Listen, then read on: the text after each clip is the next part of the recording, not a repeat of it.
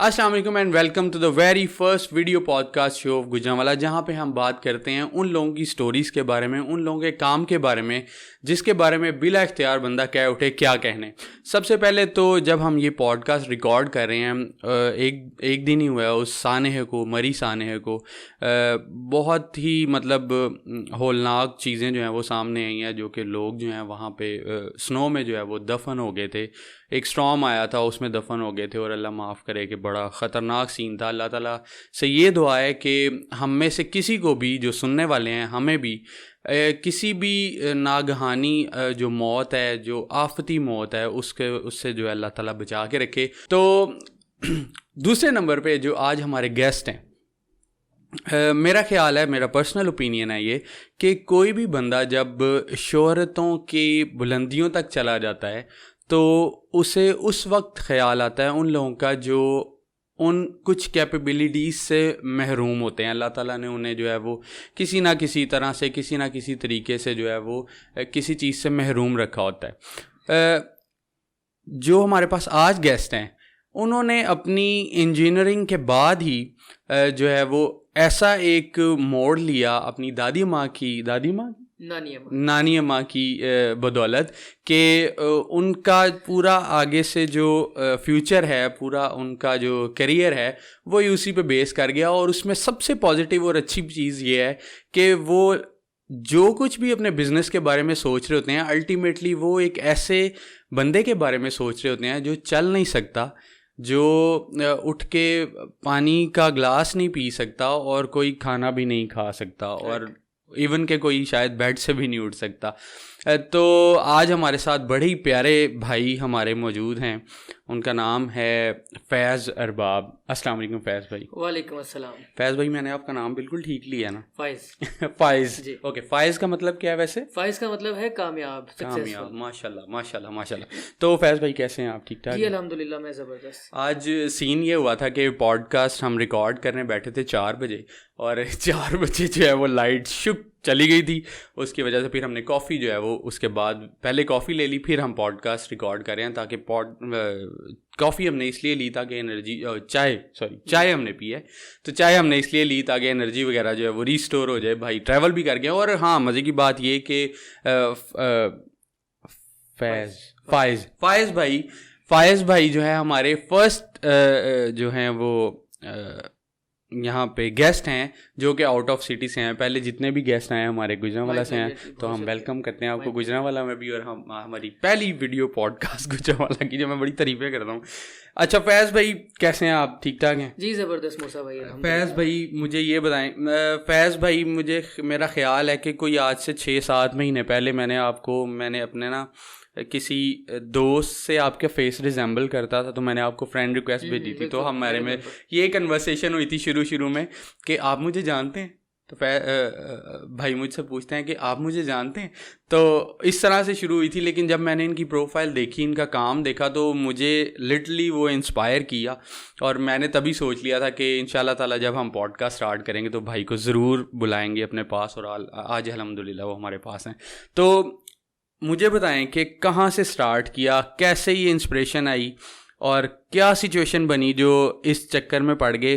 पहले मुझे बताएं, आप बेसिकली कहाँ से बिलोंग करते हैं?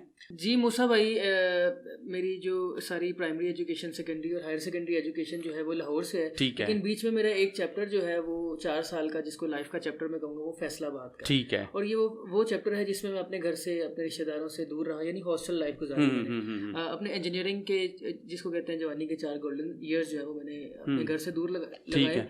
और उसमें बहुत कुछ सीखा मैंने।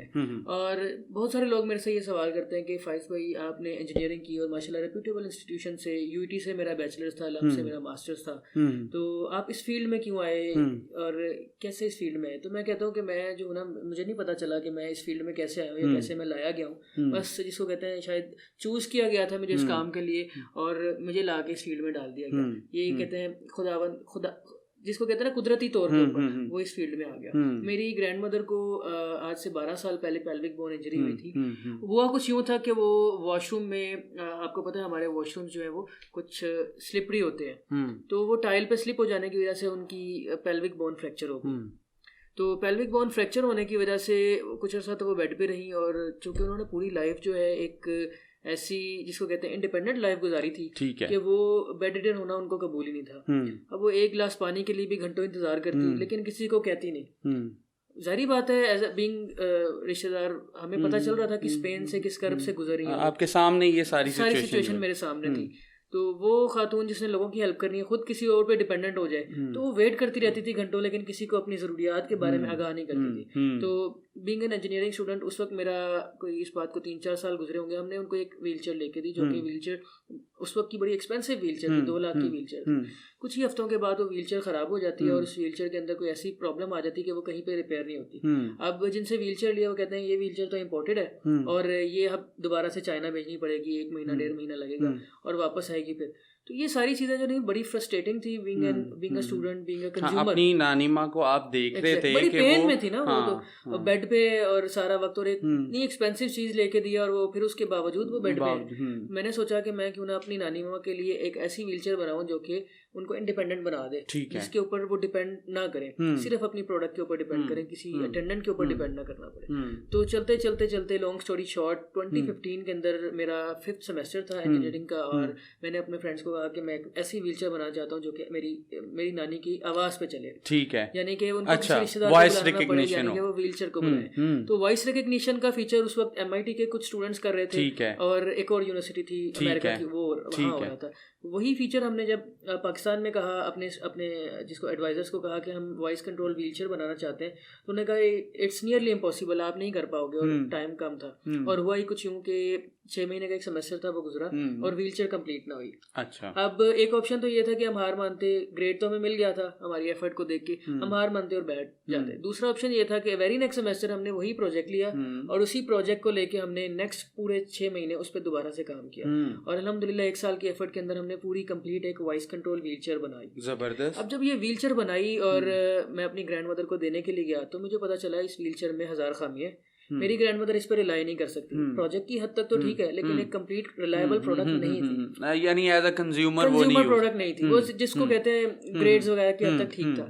तो उस वक्त फिर मुझे लोगों ने इनकरेज करना शुरू किया कि फलां यूनिवर्सिटी में कंपटीशन है, यहाँ पे आप जाओ, इसको लेके चलो। मैं कंपटीशंस में जाने लगा, मुझे लोगों ने इनकरेज किया। वहाँ पे मुझे जाके पता चला कंपटीशंस में जाके कि मेरी जो प्रॉब्लम मेरी ग्रैंड मदर की है, वही प्रॉब्लम पाकिस्तान में तकरीबन 1.2 मिलियन 12 लाख लोगों की वही प्रॉब्लम है, जो कि बेड रिडन हो चुके हैं। यानी जो जिस पेन से मेरी नानी गुजरी, उस पेन से तकरीबन 12 लाख लोग हर साल गुजरते हैं, हर रोज गुजरते हैं। तो इस प्रॉब्लम को लेके मैंने कहा कि अब से मैं व्हीलचेयर्स को रिपेयर करना स्टार्ट करूंगा।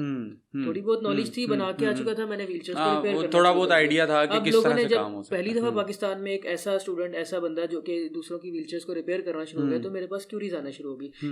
मैंने 1-2 की, मुझे आगे रेफरेंस की बेस पे क्यूरीज आना शुरू हो गई। ये वो वक्त था कि वक्त गुजरता गया और लॉन्ग स्टोरी शॉर्ट 3 साल गुजर गए।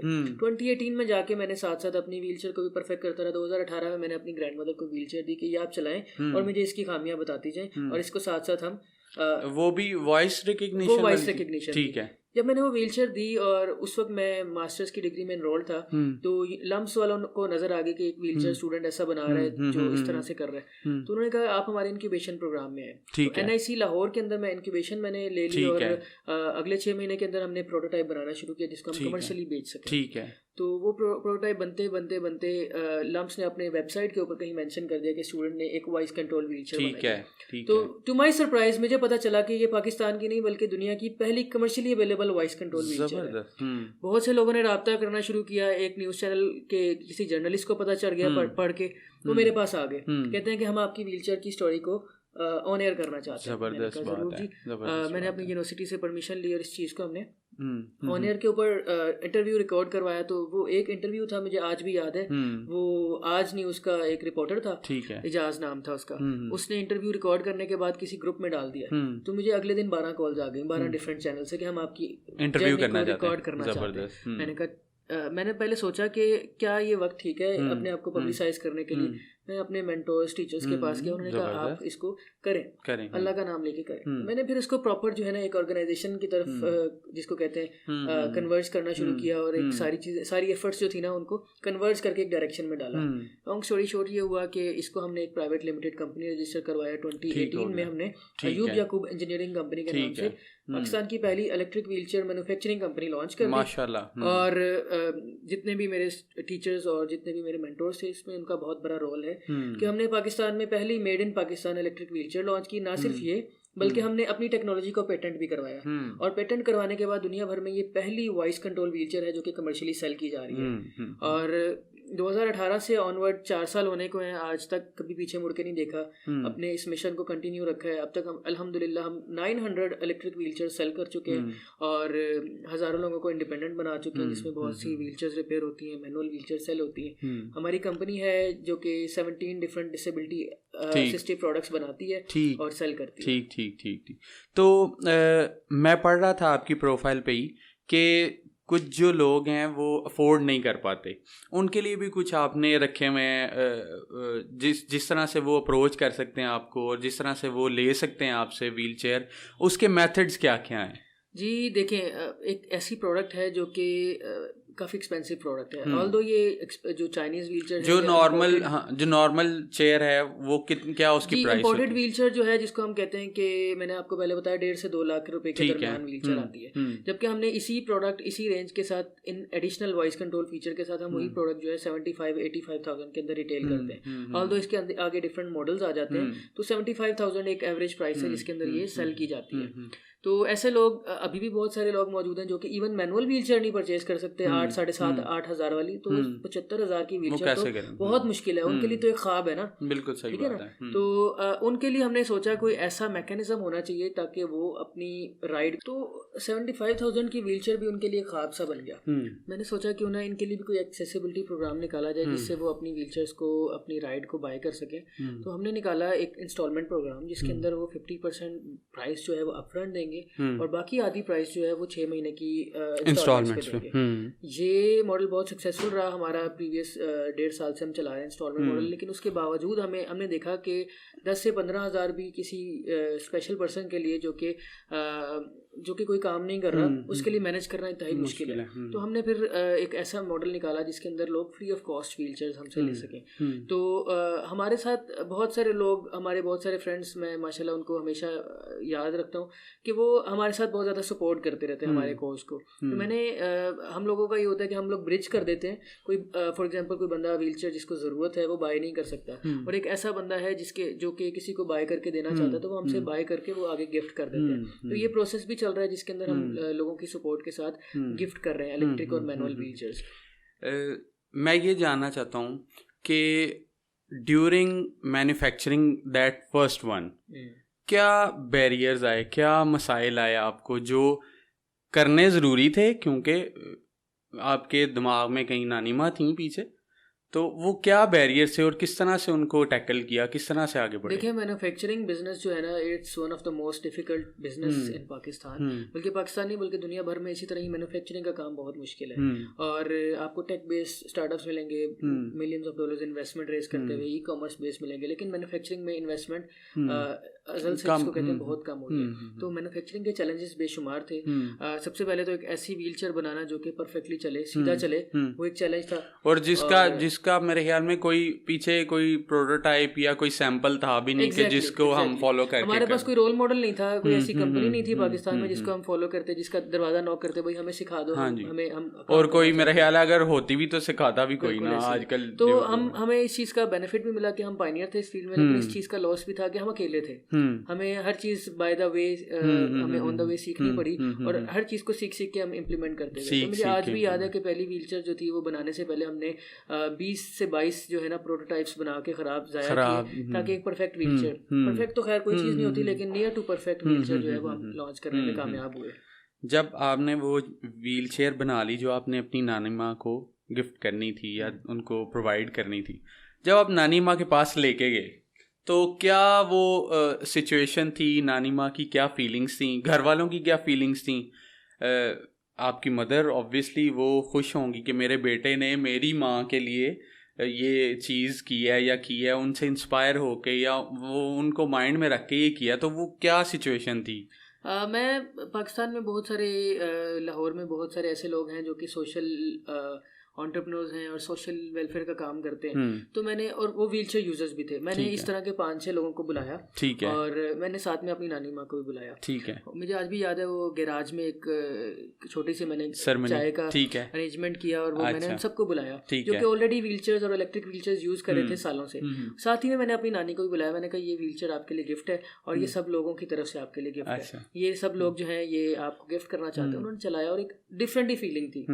बजाय इसके कि वो किसी अटेंडेंट को बुलाएं, किसी बेटे बेटी को बुलाएं, वो अपनी व्हीलचेयर को क्यों ना बुलाएं, उनकी व्हीलचेयर क्यों ना उनके पास चल जाए। जब आपने कहा, नहीं वो एक पर्टिकुलर मोमेंट मैं डिस्कस करना चाहता हूँ, जब आपने कहा कि नानी माँ ये आपको गिफ्ट करना चाहता हूँ, नानी माँ ने ये नहीं सोचा है की लैन दई पुत्र?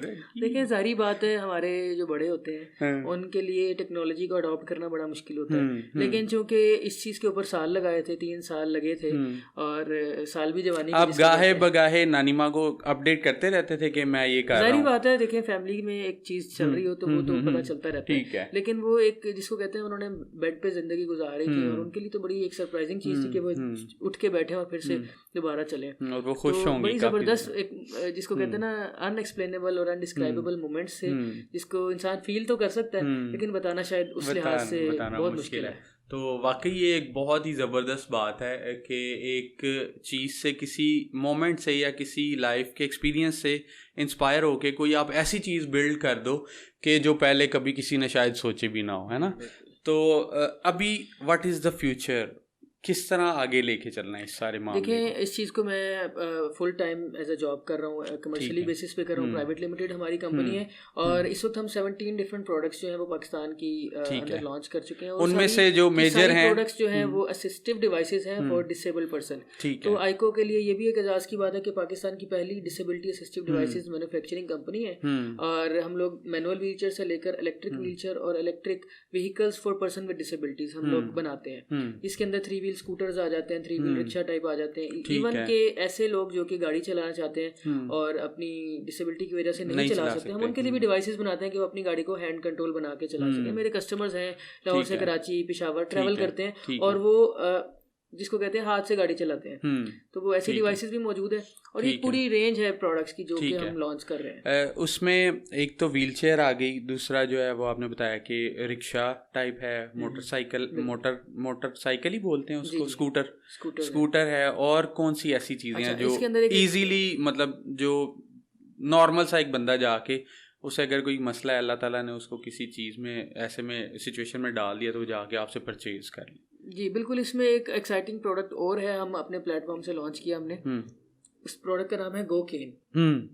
आपने देखा होगा नाबीना अफराद 1921 से एक स्टिक यूज करते हैं जिसको हम व्हाइट केन कहते हैं। हाँ, ठीक है। व्हाइट केन जो है नाबीना अफराद की या ब्लाइंड पर्सन की एक अलामत है जिसको वो यूज करते हैं। तो उस स्टिक को यूज करते हुए वो 1921 से नियरली 100 ईयर्स से उसी स्टिक को यूज कर रहे हैं और वो उनकी अलामत है। लेकिन जबकि इस 100 साल की यानी 1 सदी के पीरियड के अंदर हमारी डिवाइसेस, हमारी गाड़ियाँ, हमारी वॉचेस, हमारे स्मार्टफोन्स, उनमें रेवोल्यूशनरी चेंजेस आई लेकिन इनके लिए किसी ने काम नहीं किया। तो हमने एक डिवाइस निकाली है GoCane जो कि सेंसर बेस्ड केन है और उसको इस्तेमाल करके ब्लाइंड पर्सन जो है वो अपने रास्ते की ऑब्स्टेकल्स को अवॉइड कर सकते हैं, अपना रास्ता तलाश कर सकते हैं, हेड अप लेवल ऑब्स्टेकल्स को अवॉइड कर सकते हैं। और ये एक 120 ग्राम की एक डिवाइस है जिसका 11 इंच साइज है और वो पॉकेट में रख सकते हैं और उसके जरिए वो अपने रास्ते को इजीली ट्रैवल कर सकते हैं। क्या रिस्पॉन्स था इर्द गिर्द के लोगों का, मुआशरे का, जो कि इतनी जल्दी आपने कहा कि वाकई बात ठीक है कि हमारे जो बुज़ुर्ग हैं वो बड़ी मुश्किल से इस टेक्नोलॉजी वगैरह को अडॉप्ट करते हैं या एक्सेप्ट इवन करते हैं, तो क्या उनके तासुरात थे, क्या उनकी फीलिंग्स थी तब? माशरे के अंदर 2 किस्म के सेगमेंट्स थे। एक तो वो लोग थे जिन्होंने हमें बहुत ज़्यादा अप्रिशिएट किया, हमें इनकरेज किया काम करने के लिए, और एक वो लोग थे जो कि इस चीज़ को समझ रहे थे शायद स्टूडेंट हैं, जल्दी थक जाएंगे, हार मान जाएंगे और छोड़ देंगे। तो हमने जो है दोनों स्टीरियोटाइप्स को तोड़ा और हमने एक ऐसा इदारा बनाया जिसमें अल्हम्दुलिल्लाह 20 से ज़्यादा लोग काम करते हैं, इंजीनियर्स भी हैं जो कि इन लोगों के लिए जो काम करते हैं खिदमत समझ के करते हैं। हम लोग खिदमत समझ के हमारे जितने भी डिसेबल्ड पर्सन है या स्पेशल पर्सन है उनको एंटरटेन करते हैं, उनको सर्विसेज देते हैं और बड़ा ही पॉजिटिव रिस्पॉन्स आता है। फिर जब आप एक पॉजिटिव इमेज को, पॉजिटिव थॉट को लेकर चलते हो तो सोसाइटी की तरफ से ही पॉजिटिव एक फीडबैक मिलता है आपको। तो अल्हम्दुलिल्लाह मैं तो बहुत खुश हूँ सोसाइटी के फीडबैक की तरफ से। हाँ, कुछ लोग होते हैं जो लेग पुलिंग करते हैं, वो आपकी सोसाइटी में जिसको कहते हैं ना ये वो रहते ही हैं, वो रहते हैं, आपको वो रहते हैं, मोटिवेट करते हैं, वो पावर देते हैं जो कि नज़र नहीं आ रही होती, लेकिन वो जो काम कर रहा होता है वो बंदा, उसको पता लग रहा होता है कि ये मुझे उन लोगों की तरह से इम्पोर्टेंट है, तो सुन लें। अच्छा, एक और क्वेश्चन मेरे माइंड में आ रहा था कि जब मेरा ये पर्सनल मतलब ओपिनियन है, मेरा ये मानना है कि जब कोई बंदा पॉजिटिव काम कर रहा होता है तो अल्लाह ताला खुद ही उसको पकड़ के ना वो उस काम, उस मंजिल, पर्टिकुलर मंजिल की तरफ पकड़ के लेके जा रहा था। ऐसा कब, ऐसी फीलिंग आई और कब आई, और कैसे पता लगा कि हाँ यार ये तो इतना आसान था लेकिन मुझे समझ नहीं लग रही थी, लेकिन ये अल्लाह ताला ने मुझे रास्ता दिखाया? देखिए, ये वो मोमेंट था जब मैं अपने आप को, मैंने कहा ट्राई करते हैं, मैंने कहा ट्राई करते हैं इसको बिजनेस में। उस वक्त भी मैं अल्हम्दुलिल्लाह इतना क्वालिफाइड था कि मैं कोई एक अच्छी जॉब करता और अच्छा, ठीक है, हाँ, इंजीनियरिंग तो थी, अच्छी इनकम अर्न कर लेता। तो स्टूडेंट लाइफ में मैंने इसको ट्राई करना शुरू किया। वैसे वो मीम्स में इंजीनियर्स को बड़ा वो कहते हैं कि जॉब शॉप नहीं। देखिए, ये चीज़ें तो साथ साथ हैं, लेकिन ये है कि स्टूडेंट लाइफ में ही मैंने ना इसके अंदर काम करना शुरू कर दिया था। लेकिन जब इंटरव्यूज आ गए मेरे 20 से ज्यादा चैनल्स पे, जिसमें पाकिस्तानी भी थे, इंटरनेशनल भी थे, तो फिर there was no way back. आगे वो वापसी का रास्ता ही बंद हो चुका था यार। लोगों ने उम्मीदें लगा ली हैं मुझे, डेली बेसिस पे डजन्स ऑफ कॉल्स आ रही हैं, यार हमारा काम कर दो, हमें ये कर दो, वो कर दो। जब उम्मीदें लगा लेते हैं फिर आपके पास वापसी का रास्ता बंद हो जाता है।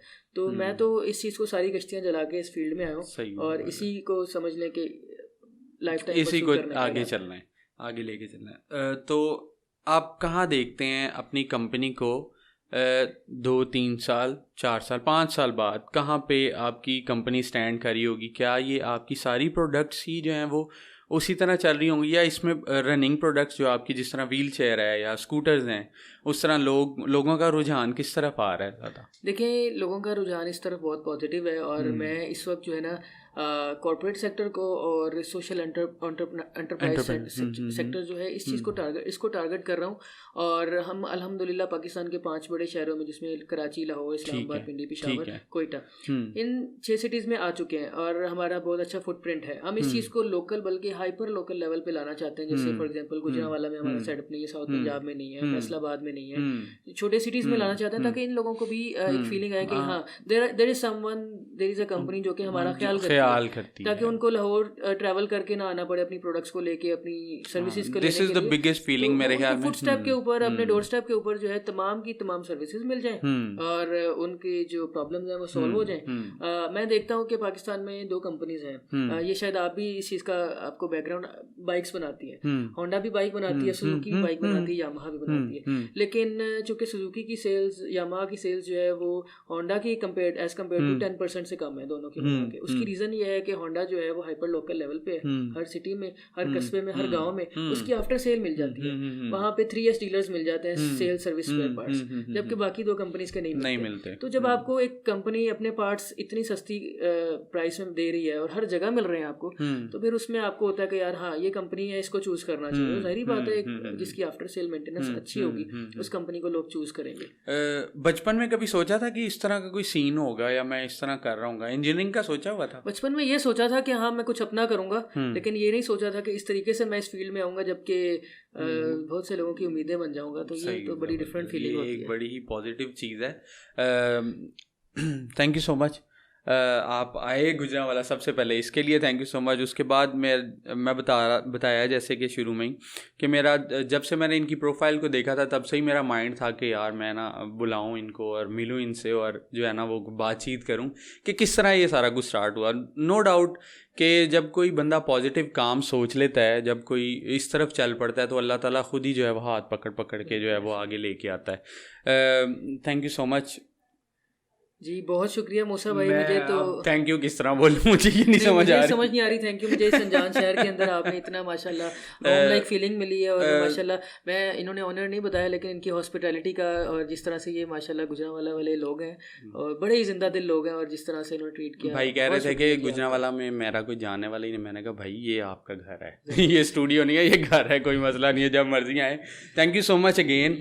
और मैं दुआ करूँगा, हम सब मिलकर ये दुआ करेंगे कि अल्लाह ताला आपको और तरक्की दे, उसका उस दुआ का पर्सनली मुझे ये लालच है कि कई लोग जो बिस्तर पे पड़े रहते हैं या काम नहीं कर पाते या इवन खाना पीना नहीं कर पाते अपना, वो आराम से जो है खाना पीना कर लें। और आप अगर डोनेट करना चाहते हैं भाई की कंपनी को या किसी तरह से भी, आपके कोई पास बुज़ुर्ग है या कोई ऐसा बंदा है जो डिसेबल है, उसको मैं भाई का फेसबुक कंपनी का प्रोफाइल नीचे नंबर शंबर भी इवन भाई से लेके डाल दूंगा, जहाँ पे आप कॉल करके डोनेट कर सकते हैं। आपके पास अल्लाह ताला ने इतने रिसोर्सेज अगर दिए हुए हैं, और अगर आप करना चाहते हैं उस तरह से भी हेल्प आउट कर सकते हैं लोगों की। बहुत सारे लोग हैं जो इस आस में उम्मीद में बैठे होते हैं कि कोई ना कोई अल्लाह ताला ने इतना कुछ नवाजा हुआ है उनको, और वो कब जो है वो इस तरफ भी देखेंगे। यहाँ पे एक बात ऐड करना चाहूँगा, मैंने जब इस जर्नी में इस फील्ड में आया तो मैंने घुस के देखा कि हमारे आसपास हम कहते हैं नॉर्मल पर्सन जो है ना, उनकी सोसाइटी है, उनका एक क्लस्टर है, क्लब है।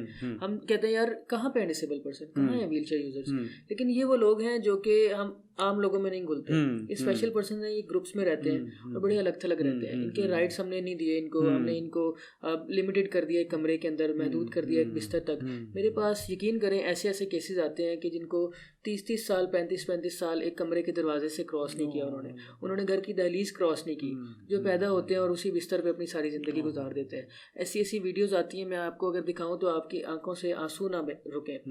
वो ऐसे ऐसे इवन दो के उनकी ऐसी डिपेंडेंसीज हैं कि वो वॉशरूम यूरिन तक कंट्रोल नहीं कर सकते, उनको यूरिन बैग्स लगे हुए हैं और लोग उनके ऊपर इस तरह से उनको जुल्म करते हैं कि उनको घरों तक महदूद करके रखा है। वो इंटेलेक्चुअली हम हमारे से बहुत ज़्यादा स्ट्रॉन्ग है, बहुत स्ट्रॉन्ग है, कैपेबिलिटीज हमसे बहुत ज़्यादा है। वो उनकी एक डिसेबिलिटी है जिसकी वजह से उनको रोक दिया गया। वो अल्लाह ताला ना, मैंने बचपन में ही सुना था कि अल्लाह ताला अगर कोई चीज़ अगर ले लेते हैं ना, तो उसके बदले में कोई ना कोई ऐसी पावर किसी शख्स को, उसी शख्स को किसी पावर, ऐसी पावर दे देते हैं। ये आपने सुना था? मैंने इसको पर्सनली देखा है। हाँ, मैं यही पूछना चाहता था कि कोई ऐसा एक्सपीरियंस ऐसा है एक बंदे की, अगर आपने चल नहीं सकता तो उसके ऊपर उसके पास डिफरेंट कैपेबिलिटीज, सोचने की सलाहियत ऐसी है, मैंने करते देखा है। मेरे एक दोस्त थे सियालकोट में, उनकी माशाल्लाह उनका बिजनेस जबरदस्त, एक दो उन्होंने ब्रांड्स की फ्रेंचाइज ली हुई थी और वो वीजा कंसल्टेंसी का काम करते थे, लेकिन थे वो फिजिकली चैलेंज्ड, व्हीलचेयर पे थे, लेकिन इसके बावजूद इतने वो जीनियस, इतना उनका माइंड था कि वो वीडियो गाड़ी भी चलाते हैं, जो मैंने आपकी प्रोफाइल पे मल्टीपल बिजनेसेस चला रहे हैं। और किस तरह से माशाल्लाह अल्लाह ताला ने इतना ज़हन दिया कि हम इस एज में नहीं कर पाते जितना वो कर रहे हैं, इतनी सोच के साथ कर लेते हैं। चलें जी, अल्लाह ताला हम सबको तौफीक दे, जिनके पास है उनको आगे देने की तौफीक दे, ताकि अल्लाह ताला उनको और बरसाए उन पे रहमत अपनी। Thank you so much again, बहुत शुक्रिया, बड़ा ही मज़ा आया। और मैं वही दुआ है फिर कि अल्लाह ताला आपकी कंपनी को बहुत बहुत बहुत तरक्की दे, ताकि वो लोग जो बेड से नहीं उठ पाते वो उठें, काम करें, दिमाग इस्तेमाल करें, अपना जो अल्लाह ताला ने उनको पावर्स दी हैं वो यूज़ करें, और कुछ ना कुछ अपना सर्कल जो है वो चलाते रहें। Thank you so much. और अब हम पॉडकास्ट करेंगे ख़त्म। Thank you so much everyone for watching. Details नीचे हैं, अगर आप चाहें तो आप डोनेट करें, चाहे जिस तरह मर्जी करें, भाई से कांटेक्ट कर लें, वो मुझे नहीं पता, मैंने राब्ता दे दिया है। Thank you so much again. हम अगले वीक हम फिर मिलेंगे इंशाल्लाह ताला, किसी और गेस्ट के साथ, किसी और नए चेहरे के साथ, और किसी और नई स्टोरी के साथ जो किसी ना किसी को इंस्पायर करेगी और किसी ना किसी को कुछ ना कुछ करने के पे प्रवोक करेगी इंशाल्लाह ताला। थैंक यू सो मच जी, हम दोनों की तरफ से। अल्लाह हाफिज़।